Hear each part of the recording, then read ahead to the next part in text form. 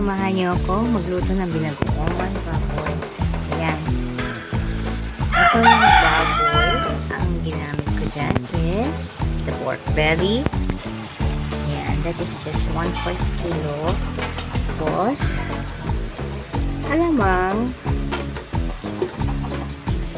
sibuyas, ahos or garlic, then kamatis, and siling haba or dito sa Bisaya, siling kulikot.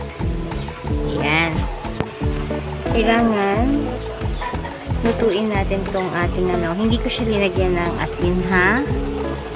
Lutuin po natin ang ating baboy hanggang sa magmantika. Yan siya.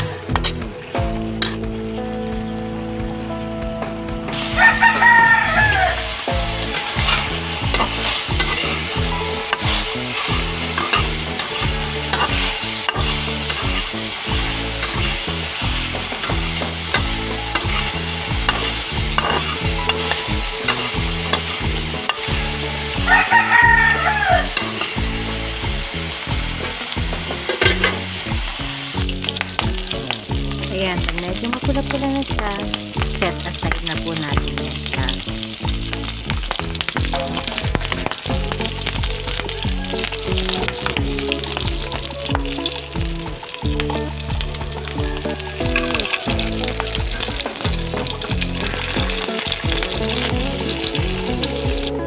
Dito po sa pinag-anuhan natin, pitusan natin ng dito natin igigisa yung ating garlic until sa mag-golden brown siya. Pag golden brown na siya, ilagay na natin ang ating Mumbai or sibuyas sa Tagalog.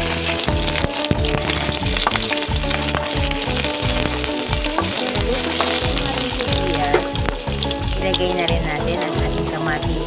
Wala po kasi ako nakita. Kaya, silaw na kamatis ang ating lagay.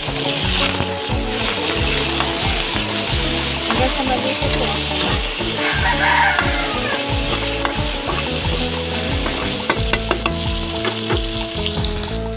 Tapos, pagluto na po ang ating kamatis, ilagay na natin ang ating alamang.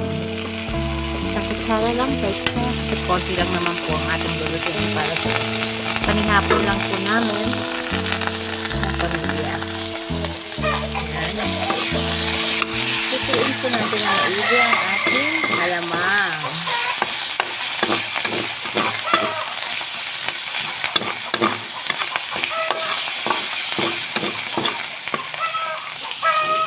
Ayan, pag niluto na po ang ating alamang, ilagay na po natin ang ating baboy.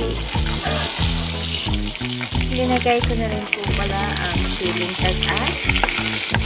Ayan. Awasina. Luto na po ang ating binagoongan baboy. Thank you for watching.